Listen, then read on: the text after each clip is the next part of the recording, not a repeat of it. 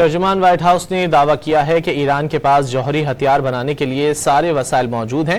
وہ 2 ہفتوں میں جوہری ہتھیار بنا سکتا ہے، اس کو صرف سپریم لیڈر کی منظوری چاہیے۔ ترجمان وائٹ ہاؤس نے ایران پر حملے کے لیے ٹرمپ کی جانب سے کانگریس سے منظوری لینے کے سوال کا جواب نہیں دیا۔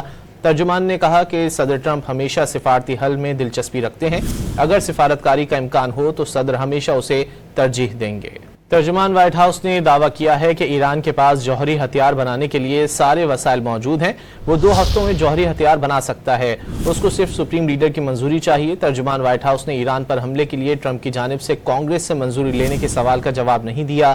ترجمان نے کہا کہ صدر ٹرمپ ہمیشہ سفارتی حل میں دلچسپی رکھتے ہیں، اگر سفارتکاری کا امکان ہو تو صدر ہمیشہ اسے ترجیح دیں گے۔